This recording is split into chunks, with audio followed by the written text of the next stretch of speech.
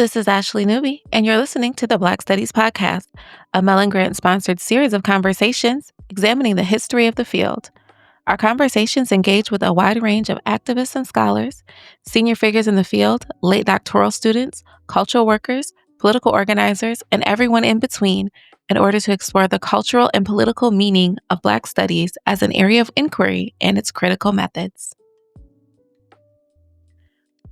On today's episode of the Black Studies Podcast, we have the pleasure of speaking with Dr. Blair LM Kelley, an award-winning author, historian, and scholar of the African American experience. A dedicated public historian, Kelley works to amplify the histories of Black people, chronicling the everyday impact of their activism. She is the Joel R. Williamson Distinguished Professor of Southern Studies at the University of North Carolina, Chapel Hill, the co-director of Southern Futures, and the director of the Center for the Study of American South, the first Black woman to serve in that role in the center's 32-year history. Kelley's scholarship, which has been published in books, scholarly journals, and edited volumes, centers on the history of African American social movements, the history of segregation, and the history of the Black working class. Kelley is also the author of two books. The first, Right to Ride, Streetcar Boycotts and African American Citizenship, traces a generation of activists who protested the passage of segregation laws on trains and streetcars. Right to Ride was awarded the 2010 Letitia Woods Brown Memorial Book Prize from the Association of Black Women Historians. Kelley's second book, Black Folk, The Roots, the Black Working Class, uses portraits of her ancestors to chronicle the lives and labors of the Black working class from slavery to the present. Black Folk, which was selected as one of the Smithsonian's and Amazon's best books of 2023 and was awarded the 2024 Brooklyn Library Book Award, the 2024 Robert F. Kennedy Human Rights Book Award, and the 2024 Philip Taft Labor History Prize, and was a finalist for the Los Angeles Times Book Award in History. Black Folk was generously supported by Creative Nonfiction Grant by the Whiting Foundation and a John Hope Franklin National Endowment for the Humanities Fellowship at National Humanities Center. Kelley is currently completing Jubilee, the untold stories of the celebrations of Juneteenth and Emancipation Day, which will feature photos and her essays on Juneteenth and the history of Emancipation Day celebration. Kelley's work extends beyond academia through her public scholarship, including contributions to various media outlets and public speaking engagements that bring historical perspective to contemporary social issues. A sought-after commentator and thought leader, she has been a contributor on multiple television and radio programs and a guest on podcasts including NPR's Marketplace, Here and Now, and Fresh Air, MSNBC's All In with Chris Hayes, The Sunday Show with Jonathan Capehart, Velshi, and Into America podcast. She has written for the New York Times, The Washington Post, The Root, The Griot, and The Daily Beast. Kelley received her BA from the University of Virginia in History and African American Studies. She earned her MA and PhD in History with graduate certificates in African American Studies and Women's Studies at Duke University.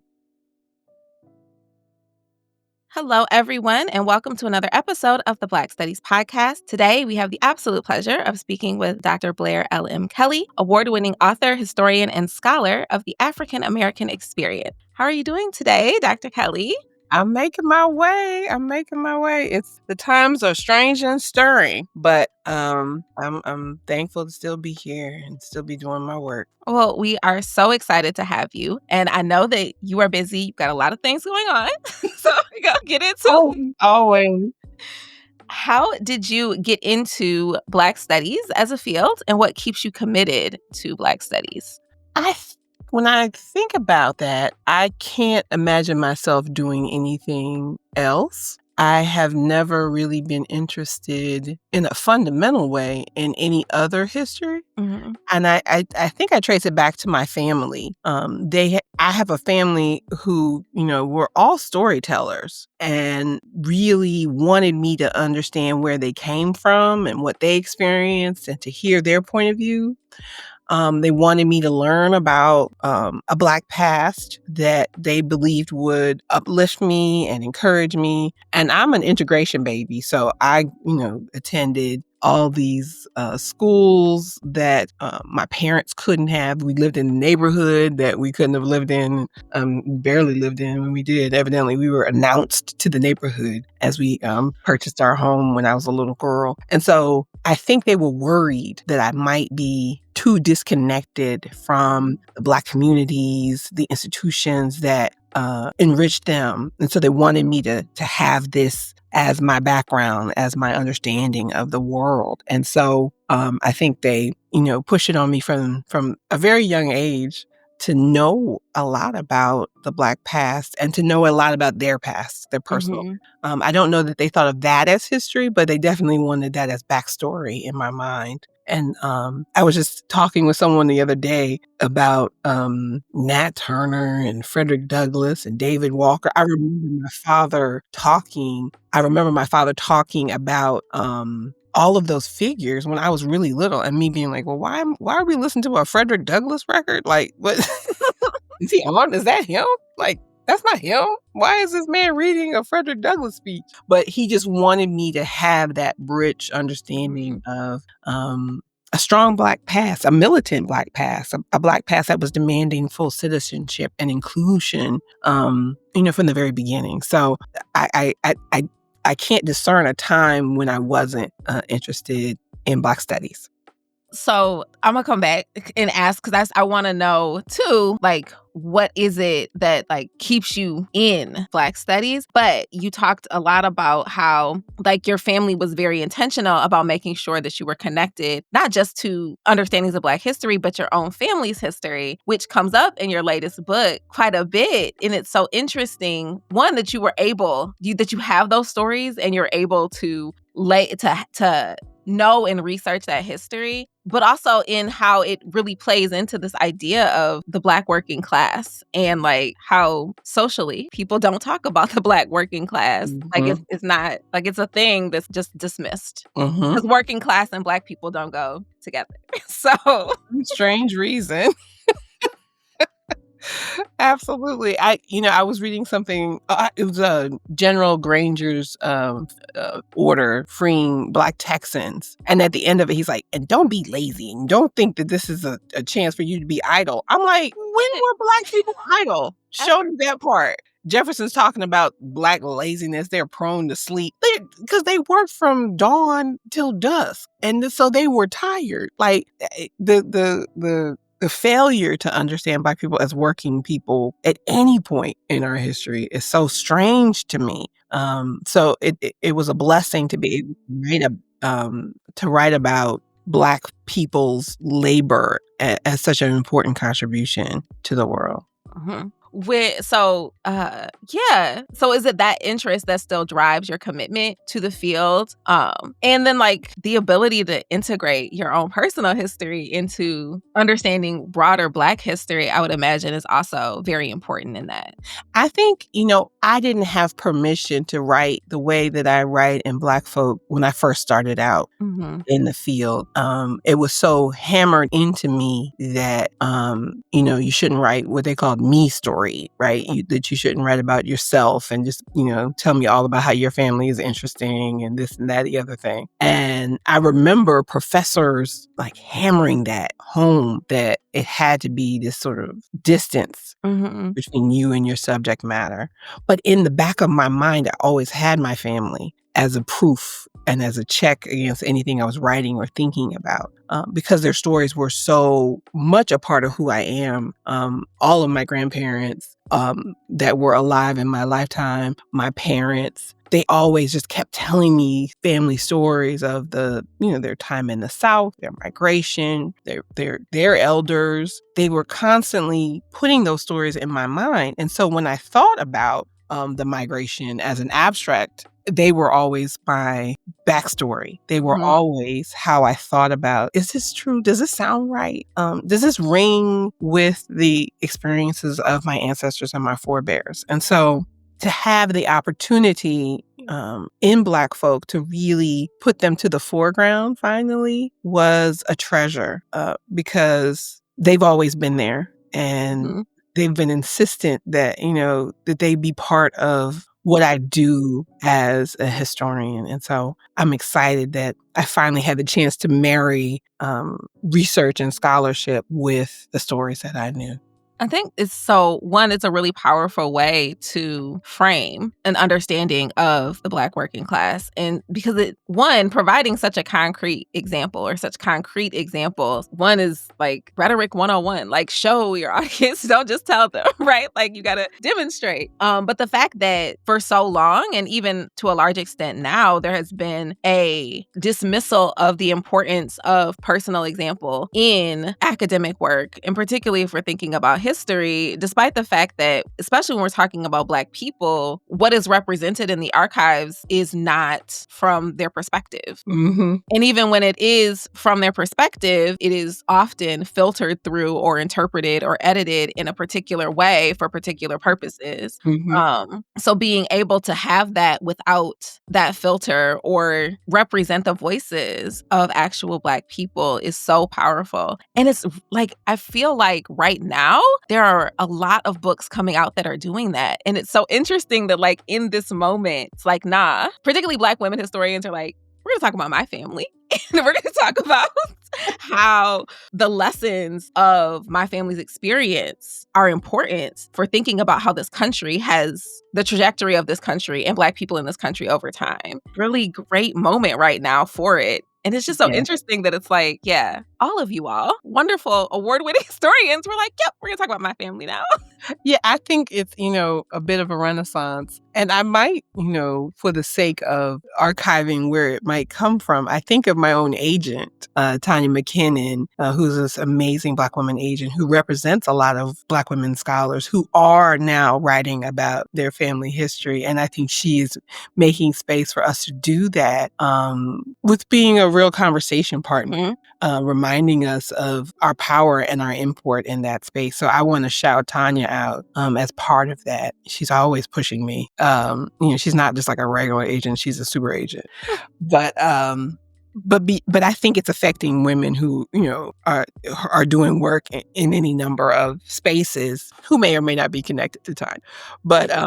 But I do think this is a wonderful renaissance of us claiming our stories and our ways of knowing that are not strictly, archival, but do inform the ways in which we approach the archive and we read it and we dissect it for our own historical uses. And I guess I want to be thoughtful in the way I say this. I think that what Black people know about our past is unique and also a contribution to building a body of knowledge that is broader and richer than if we strictly just stick to reading historic documents, reading those documents through ourselves, what we know through the stories that have been passed down, the clues and the breadcrumbs left by our ancestors is also important work and needs to be as honored as any other way of approaching scholarship. Absolutely. And I think that the Renaissance that's happening, right? Not only is it amazing scholarship and writing, but it also provides a map and a blueprint for others on how to do this, right? Like it provides that permission, quote unquote. Like it shows that you can do this. And I think that just seeing that, like, nah, you can do this. And this is a book that talks a lot about the ways in which the Black working class has been silenced or hidden in larger discourse. But in connecting it to your own family, I think it really provides a really good example of like how we can start with yourself in a way that, like you said, has not been allowed in a lot of academic spaces in the past. And so in having this out there and published, it really does provide a new venue for junior scholars and graduate students to be able to be like, nah, I can do this because in Dr. Kelley's book, she states. And I think that's so important. So I want to thank you for that because I know that it's going to help so many other scholars coming up now. Thank you. And, it was scary to sort of step out on it. And I think, every once in a while someone will say something, interesting to me, like, about like my book not being as archival or as research or, and I still feel as though it is. Yeah.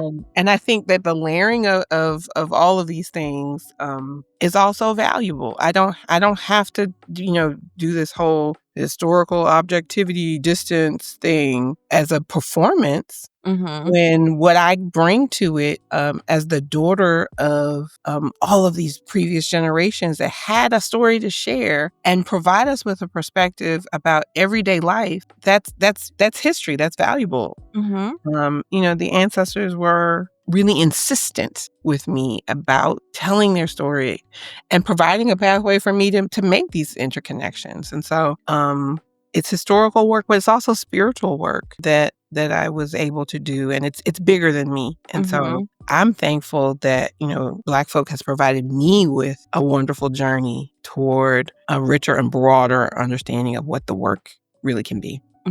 So building on that, like trying to think I want to word this. So like a deeper understanding or a bigger understanding of what the work can be, right? Coming from history, and history being traditionally a more conservative and bounded discipline, how do you situate yourself in relationship to the discipline of history and women's studies and Black studies in the work that you do?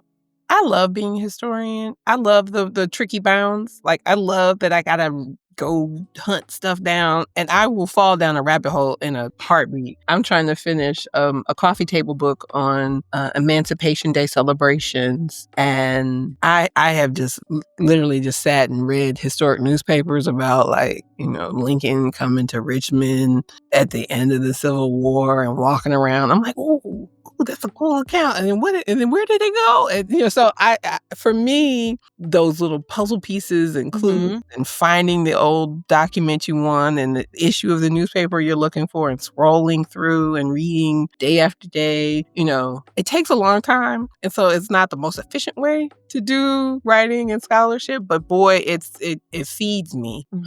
Because I think there are so many things for us still to learn. There's so many rich resources that haven't been examined yet. And there's so many ways in which we can't take for granted that we know what we know. And so the fun of piecing our past back together, or versions of our past back together, because the journey that I take through sources won't be someone else's journey. And so I think I love that work, and it's my favorite thing to do, and I have a lot of fun doing it. So as much as it's hard sometimes to always make those puzzles come together, I wouldn't know how to write without it. I wouldn't know how to just sort of sit down and just like blah, blah, blah, and say things without that archival basis, be it oral history, newspapers, census documents. I love all those things so much. They're just a lot of fun for me. So I'm a serious history nerd.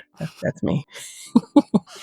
I think what you said, though, it really speaks to like the putting the pieces together, right? So you see all of these things, and it's like, okay, how can we put these together? How can we put these together in a way that's telling a story that maybe isn't as obvious on the surface, or a story that hasn't been told, or from a perspective that hasn't been considered? And I think it really speaks to the commitment in Black studies to honoring those different pieces and voices. And like, we're not just gonna sit down and write what we found in this newspaper. We're gonna think about all these other interconnected components that can create a fuller picture from the scarcity of the archive when it comes to Black people, usually. But I think that also speaks to what Black studies wants us to do, right? Like you can't, if you're gonna take seriously oral history, if you're gonna take seriously Black ways of knowing, then it's not a matter of just sitting down and typing. It's, okay, I'm gonna do all this. And yes, there might be a rabbit hole, but at the end of that rabbit hole, you might find something else, right? Maybe you have to go down this so that you get that last piece. Yes. And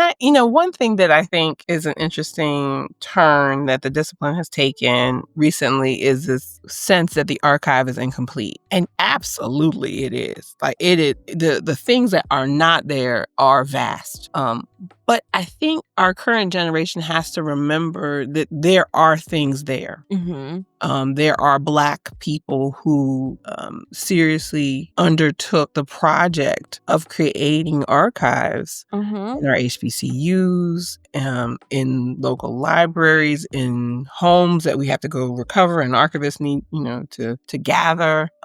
There are the stories that are passed down. How do we plumb what is there for meaning before we, bemoan the absence? I think some of the most powerful things that I've read recently have really taken seriously, well, what is there? And it's been really powerful to see new looks at documents that I've been looking at as a historian of the turn of the 20th century for a long time be rethought and reimagined, particularly by Black scholars, in really important and impactful ways. So keep looking at what's there too, I would suggest to scholars, and before you decide that there is nothing. So, because sometimes there's something if you read it across the grain in a different way. Mhm.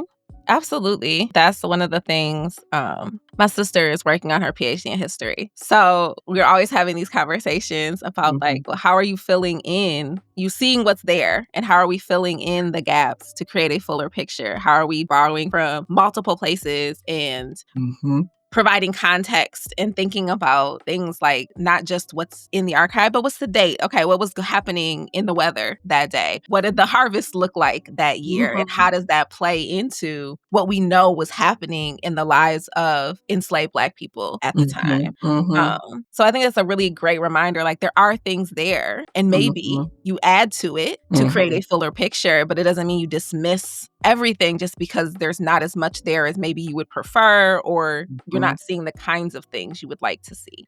And sometimes we're trained to skip over. Mhm. One of my favorite examples was the first chapter of Black Folk. I'm writing about my enslaved ancestor Henry, and I was taught that when you look at enslaved people who are held in large holdings in the antebellum period, you're not going to find much about them in particular. Mhm. So, I did my census work and I located the person that I believe was him. But then I kept finding documents that were really connected to him. And the one that stuck out was the will of the man who held him in bondage. So my mind was like, his name will not appear. This man owns 100 and something people. Mhm. Henry is, just a cog to him. Don't read this handwritten, hard to get through document. You don't have time. Move on to something else. And there was something in my mind that was like, read it anyway. And when I did, and it took me, I think I read for about 45 minutes to an hour before I found anything, but his name was there. And it not only had his name, it had his profession. And so I titled the chapter Henry, a Blacksmith, Mhm. because that's what it says in that will. And so my good knowledge as a historian was telling me, don't read it. Black people aren't going to be there. But he was there. And so I think, those fragments are so precious and so important to us. And so sometimes, sit with things to see what the fragments can teach you too. Mhm. That is a very important point. And also, I think that even the reminder that, like, okay, it took 45 minutes for you to find the name, right? And it was a handwritten document, and there's a different type of reading trying to interpret handwriting. Yes. I took Particularly. a whole class on that in undergrad because I thought I was cute. At the University of Virginia, they had a class on reading handwritten documents that was a grad class. Uh-huh. And I was like, I'm gonna take that because I'm gonna be a historian. I need it. So I had like a little, a way of approaching that document, but it's tedious Mhm. but again, the nerd qualities come right on out when I see something like that. But I was in a hurry. I had deadlines. I had a timeline I was really trying to stick to. But that rabbit hole was so fundamental Yeah. to, making sense of the story that was in front of me. So I think sometimes just being okay with taking your time to getting to those pieces and those parts is so powerful. Absolutely. So building on that, how do you feel that your work as a teacher is informed by Black studies, or even the methods that you use in your work on Black history? I really think that, teaching is such a tremendous gift. Really having the chance to sit with the work that my students are doing Mhm. is really an honor at all times. I'm not one of those people whose students are all just generating pieces of their own research, and changing the name slightly and then turning it out. I think I am very thankful to sit with them as they become scholars of their own fields and then teach me about the deep dive that they are making in the area of their own choosing. And it's such a powerful gift. I have a number of Black women who are working at different levels, and from undergrad all the way through dissertating, who are teaching me in that process of me supposedly teaching them. So I really feel like I'm just sort of like a coach that guides you toward the material and teaches you how to look at it and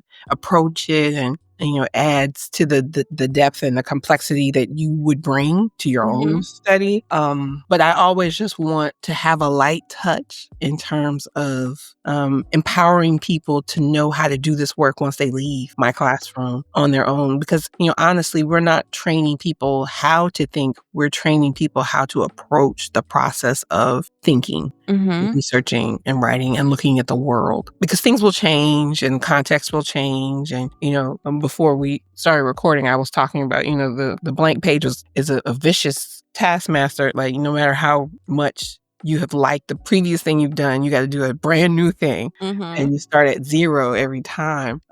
So I really want to give students the tools to start at zero on that next question, more than I want to tell them how to do this one. I need them to build their own skills and their own toolbox. And to come to appreciate how people do that work, to come to know how to read very closely and cull skills and approaches from the rich scholarship that's in front of us right now. To, how to read their footnotes. And when they get, because when I get a book, I read the footnotes first, because I really have to know, well, how do you know what who are your interlocutors here? What does your archive look like? What are your sources? What's your approach? And who's your community? Yeah. And so I teach that to my students as part of that practice, to go to the back matter of a book and really be able to read it there too. Is so powerful and important, because sometimes, we go to the back matter and there's not that much there. Sometimes we go to the back matter and it's not quite what we expect, or it turns in ways that, are exciting and interesting to us. And so, the back matter of To Joy My Freedom was really like a Bible for me when I first thought about, how do I write and piece together histories of dispossessed working people. In my first book project, Tara Hunter's work really was that guide for me. So I try to teach that skill set to my students, that you can have me as a teacher, but you can have all these teachers who are there because of this rich scholarship. I think that's so important and not talked about enough. Maybe it is in history departments, but really being intentional about who it is you're citing and what it is you're taking from them. Not coming from history. The footnotes is something that I have references. I have citations. We don't necessarily have a whole bunch of footnotes in the field that I've operated in. But it has been so instructional and enlightening to take that time to read the footnotes. And in history, sometimes the footnotes will be more than what's on the page. It'll be a paragraph, and then 3/4 of the page is the footnotes for the paragraph. Yeah. Okay, so I have whole conversations in the back, honey. The shady stuff, especially in my first book, all my shade is in the back. And all, whole conversations I'm having about actually, if you look at this document, I may be just as junior scholar, but let me tell you. And so I love the shady footnote and the power footnote, where you have a whole conversation with the scholarship that, would slow down your text and, would make it a little clunky to the average reader, but it's there for, the scholar to plumb. And, the older a book gets, the more that's going to happen in the back matter. There's really incredible stuff in the back of books, especially, old school, 60s, 70s, 80s projects. Sometimes there's a lot back there that can really, launch you into a really interesting approach to a field. So yeah, that's what I teach. That's such an important skill. And yeah, I'm sure that class is quite interesting. Because like you said, when you're looking at older stuff, people did not agree on a lot of things. Oh no, well, that's the whole practice, right? It's being well, actually. I know that they said this, however. I think it feels more difficult to us in this generation to do that work, to really be like, I don't agree with anything you wrote, and let me write another book. Like, that doesn't happen as much as it did amongst the old school folks, generation and a half in front of me. They were going hard at each other and being like, whole book is wrong. Let me write a book to show. My favorite is John Blassingame's Slave Testimony, where, he looked at the use of the WPA interviews in Genovese's work and was like, wrong. Let me write a giant book to show you that you're just wrong. I'm gonna just gather all these documents and just put them out here in the world, and now you know you're wrong. You said there was nothing. Look at all this. Like, I love that sort of old school shady practice in Black studies that is about like, I can be right and I'm going to, put it on the page. I don't think we do that now. I think it would be, I don't think I would be comfortable coming at people that hard, because I know how hard the work is. And I know most people are moving in spaces of sincerity and love for what we do. So I don't like coming directly at people's neck, but some people want to. Like, they want to get into that old school spirit. It's just not my calling. All I'm going to do is maybe write the little shady footnote. So you would have to dig into the crates to see it, but I'm never going to do it out in the world. I mean, I understand why it's not as done now. It's not as common now, but it is quite entertaining when, like, I hate what you said so much, or I think you're so wrong, I'm literally going to write a whole book.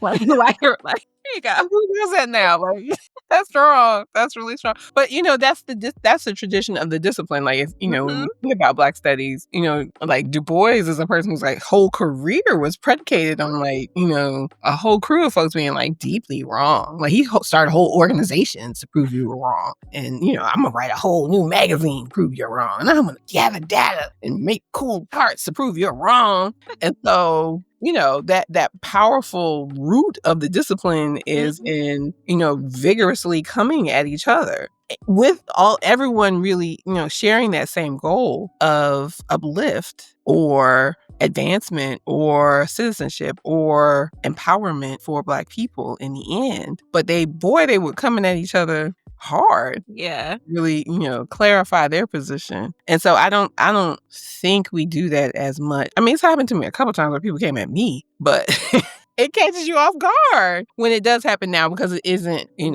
our discipline has become much more polite or shady. There's a whole shady confab happening right now that we're not going to talk about, but people do come at each other, but most people are just not, going to do that directly. Yeah. There are a few folks who will, though. Yeah, I think that there are a few people who will. I also think that there are a few people who get came for on a broader scale than some others. Yes. So I think that there's a couple people that it is right now acceptable, right or wrong, it is acceptable to point out the flaws in their research or their methodology or their approach to certain things. But that's above my pay grade. I'm gonna mind my business down here, because Yeah, I take it all in, and I think I read it all then, mind you. I'm always going to be with my popcorn and my observation glasses, just getting it in. Like, oh, then what did you say? I'm gonna read all the articles. I'm gonna dig into the conversation from my side, but I'm not gonna be the one who needs to charge, because I'm a church lady. I can't do all that. I'm a deaconess. I'm gonna bring you a little hanky and help you. So, what excites you most? Well, as a historian, what excites you most about the past of Black studies? You said the path or the past? Past. I am a stand for, the earliest generations of scholars who, were bold and really had a vision of what they had to create and to make. And in this moment, when everything feels so vulnerable, I am encouraged by the paths laid by the earliest generations of folks doing this work.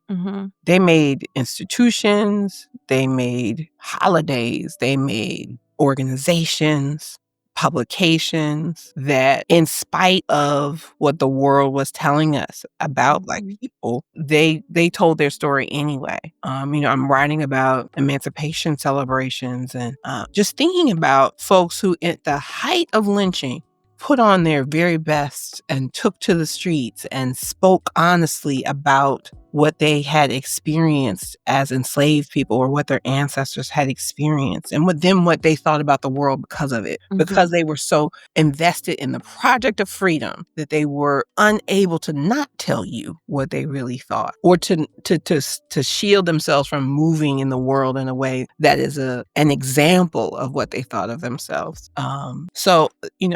Both the elite scholars who laid the pathway for the field and the lay scholars who were teaching us through their actions about Black history. We only have a Black studies because of them. We only have Black studies because of Woodson, Du Bois, but also, the Emancipation Association of Houston and, all those folks who were doing historical work and laid a groundwork for us to even be able to talk about these things now. And so they were always going to show us up in terms of their ability to build. And, I'm encouraged that there are so many folks in our generation, particularly Black women, who are building in the area of Black studies digitally, archivally, and organizationally in ways that are exciting and important. You can say no, but do you have anything about the past of Black studies that you would be critical about? Or what might we have done better in the past? I have such a hard time with that one. I mean, I'm a people pleaser. And so that's not going to be how I approach things. So sometimes I'll read someone's work and they're like, this historical group from 1888 did the wrong thing. What they should have done is X, Y, and Z. And I'm like, ooh, were you there, sis? Like, cut them some slack. Like, you can see from your positionality now, but they couldn't see. They didn't know. So, let's just, how do we, sit from their position and think about, the limitations that they were facing, the fears that they had. How do we make them human again? So that we can just have empathy for their positionality and the fractious nature of the world that they were living in. So I'm not one for, what's wrong. I think the one thing that I've always been cautious about, and I think in this moment was probably right, is that, Black studies has to live in many places. It cannot just live in a standalone department on our college campuses. It has to live in many disciplines. It has to live in the community. It has to live in independent organizations. It has to live in our churches, our fraternities and sororities. It's got to be implanted a lot of places because it has to survive. It is our that fugitivity that, was so important to our ancestors. We have to keep doing that work. We can't stop locating that work in many places. And so I would caution us as academics not to think that the only place that our work can live is in the academy. It's got to live with people. Yeah. And in order for it to survive, it's got to be meaningful to everybody. Yeah, I mean, I think that is a particularly important point right now when we don't know what the future of Black studies in the academy looks like. One, and two, a reminder that what Black studies started with the people. So to you have can't cancel Black History Month. right, It wasn't official when it started. It done had to be official now. Yeah, that didn't come from the president saying that Black studies was important. That's not where we started. So if he doesn't think it's important, that's fine. we still gonna celebrate. We're gonna do our work. So what excites you or interests you about the future? Or where do you think we should go? What questions should be asked? I mean, excite is a strong word right now because, I keep, waking up to new concerns and new worries. But, I continue to be inspired by the ways in which a Black past is instructive to a Black present. No matter how you read it, from many points of view, from many different kinds of people. We have been so many people. Like, we are Yes. not just sort of one story or two stories, or we are hundreds of stories. And so within a Black past is multitudes. And so they can keep teaching us about our pathways forward. And so I am encouraged and I determine to remain that way no matter what happens, because my ancestors were encouraged no matter what happens. And so I don't know how other people who aren't, from such amazing folk deal with the world, because, my grandmother could cook when there was no food in the house. Like, she still knew how to feed people. And she could grow her food and know what the soil was doing. And, so her knowledge on survival and fugitivity was so powerful. So we come from strong stuff. And so I am thankful for the ways in which that past is infinitely instructive. And so I don't know what happens next, but I know that there's so much capability for amazing things to happen. If we keep reading and we keep researching and we keep asking questions and we keep recording folks and preserving and encouraging the people who are coming up after me. I'm so thankful that evidently I'm a senior scholar. This feels weird. Like, I'm like, ooh, I got time. I got books to write. I got stuff to do. I feel like I really honestly feel very mid-career.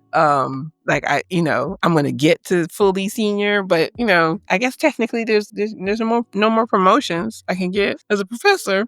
But I'm thankful that, there are lots of younger scholars who, are encouraged by my example and my work. I'm thankful to have a center and a space that can foster a broad breadth of stories about the American South in ways that are just always generative and important, and that, it can be much, much, much bigger than me in terms of the work I'm doing on an everyday basis.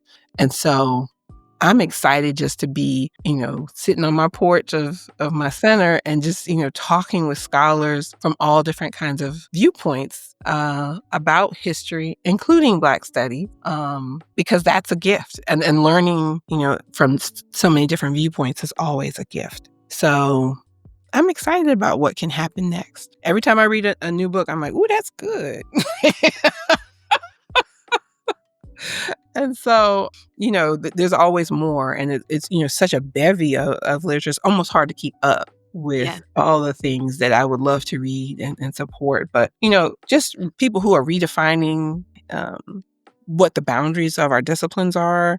I think some of the scholars that have really been pushing me have been the geographers. Because, like when I was in school, that's not what geography meant. But the way that they are approaching land and questions of space and place is so generative. I just happen to be on a campus where a lot of that work is happening. But it's been a rich interdisciplinary conversation for me. I'm always inspired by the folks who can create data, because, I'm a little storytelling girl.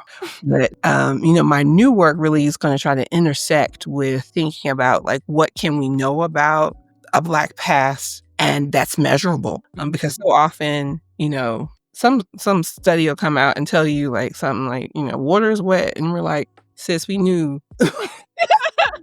Said, like, we knew that.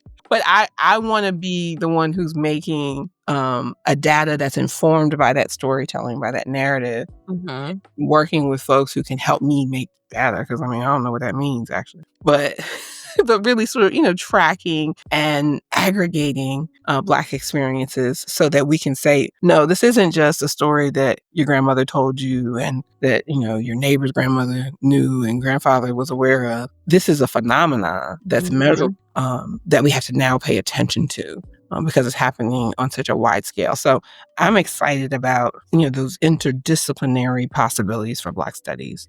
And I'm inspired by, the scholars who are doing just tremendous work as economists and sociologists, to layer in that history. And all my best friends are political scientists. So I've been wanting to get into this intersection for a while. Thank you so much for your time, for your book. I know that next year when your coffee table book comes out, that sounds amazing, on emancipation celebrations. And it'll probably be right at the time that we need that book as well. Yeah. So, Yeah. The more I've worked on it, the more I'm like, oh, this is what is needed in mhm, this next moment. And so, we have to keep thinking about our freedom. mhm. Is there anything you would like to add or end on? I'm bad at that when people ask me that question. But I'm just really glad to have the chance to finally connect with you and talk with you. And I'm thankful to you and really, creating this archive of scholars and conversation about these important questions. And so thanks for your contribution to what the future can know about this generation of scholars. It's really powerful and important work. Thank you. Thank you so much. And it would not be possible without amazing scholars like yourself who agree to come on and add your voice. So thank you so, so much for being here again. You did the full Black woman thing where you're like, no, I'm not great. I'm gonna give it back. I saw that. You go ahead and hold it. You hold that you are doing good work. Okay. I will hold it. Thank you. You're welcome. You're welcome. Thank you.